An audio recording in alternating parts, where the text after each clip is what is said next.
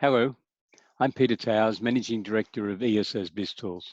Welcome to Accountant's Minute. I hope that you are weathering the storms and are able to guide your clients through this difficult time as they wrestle with a whole range of issues pertaining to COVID-19 coronavirus. But I think out of all this, there are tremendous opportunities for accountants to shine. Now, many of you have already played a great role with your clients, but I think there's a bigger opportunity now, and that is to really cement with your clients the understanding that accountants and accountancy firms are able to supply a broader range of services than what has been traditionally portrayed to SMEs, and that is to be the chief financial officer for your clients, to guide them through the process. And that, after all, is what many of you have been doing over the last 8 weeks. Kate Carnell, the Australian government's small business ombudsman, made a very direct comment to banks this week when she said banks are warned that they should not pull the plug too early on SMEs. And what Ms. Carnell was referring to was the issues that are likely to follow the 30th of September, when the banks will be under no compulsion from the government relative to the coronavirus SME guarantee loans to implement those loans, because the Reserve Bank has indicated that any unallocated money at 30th September 2020 is to be returned to them.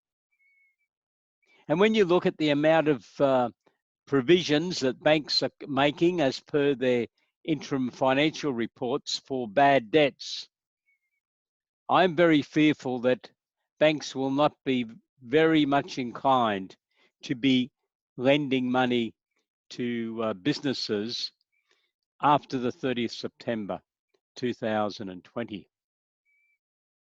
And I think that's what Kate Carnell was referring to, because she has indicated that, in her opinion, many SMEs are going to take until the end of 2021 to get their house back to normal. And one would hope that the banks do not take massive recovery action prior to that time. At this stage, many businesses are living in a bit of an unreal world, in that the government has prevented debt recovery action being taken by making short-term amendments to the Corporations Act and to other legislation. But that honeymoon period all expires at the end of September, unless the government decides to extend those restraints that they currently have on banks. I think the other problem for our clients is that post 30 September, it will be very difficult to secure grants from governments, because the governments have done a fantastic job in making grants available. They've probably spent what they normally would allocate over 3 years in 6 months. And I've got an expectation that once we get beyond September, that the governments are not going to be that keen on making grants available to businesses, particularly small and medium-sized enterprises. So where does that leave your clients? I think what you need to be doing is having these discussions with your clients now. Don't wait until the end of September. Talk to them now. Cement the relationship that you are their chief financial advisor, and talk to them about their budget expectations through until at least 31 December 2021, so that some cash flow planning can then be performed. Is the client going to need an injection of money And if so, where's that going to come from? And if the reliance is going to be on banks or government grants, I think I'd be thinking very hard about that and trying to decide whether you think that's a realistic expectation that those funds will be available, because I think it's going to be very difficult. And therefore, perhaps you should be starting to talk to your clients about the opportunity to raise capital under Section 708 of the Corporations Act, or as a crowdsource funding equity raising company.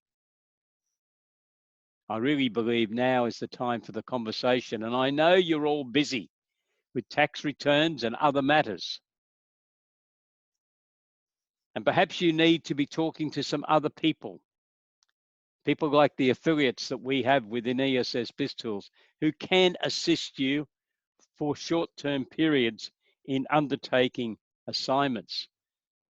So what are you going to need, especially if you decided you're going to lodge an application for a loan with a bank in the next couple of months?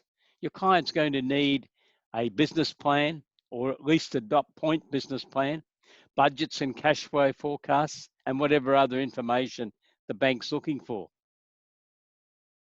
But there is an opportunity to be offering these wider range of services. I think there is the real prospect that accountancy firms will be able to be seen as being shining examples of the trusted advisor service to your clients. Last Friday, we had an interesting webinar that featured Paul Barnaby, a prescriptive accountant consultant, and also the Australasian representative for Plan Guru, who introduced accountants to the case study that he has prepared, which identifies how you can prepare budgets, cash flow forecasts, predicted balance sheets for a client in under 60 minutes. And we also had Trent Butler, who is a chartered accountant in Sydney, who has specialised in assisting accountancy firms to really use social media, particularly LinkedIn, to target the type of clients that you would like to deal with. So if your preference is to deal with medical practitioners in certain areas of specialities, Trent can give you an overview of how you can target those clients, send them information, commentary on various issues affecting their professional life. You can watch the recording of both Paul Barnaby and Trent Butler in their presentations, together with an update on the COVID-19 coronavirus situation as it existed last Friday that I presented, by going to the link to the webinar recording that is detailed in the email that you received, giving you advice about this particular video presentation. This Friday, we have the 6th installment of the COVID-19 Survival Panel webinars. And the keynote speaker is Amanda Gascoigne, a chartered accountant from the Hunter Valley, who is going to be talking about the services that she can provide to assist accountants, especially smaller and solo accountants, to offer a better range of services to your clients.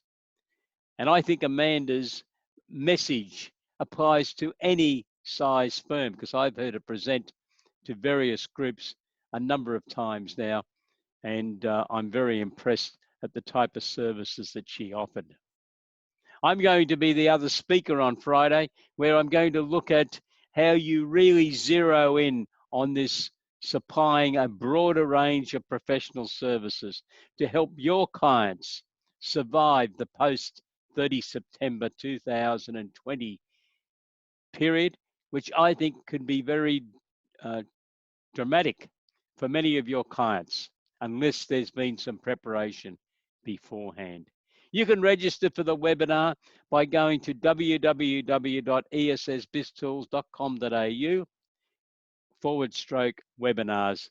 And I look forward to talking to you at that free webinar, whereby ESS BizTools and our associates like Amanda Gascoigne are making themselves available to give you an update and some encouragement as you perform this very important but difficult role to your clients through the current circumstances. Please stay safe, and I look forward to talking to you all again next week. Have a great day. Goodbye.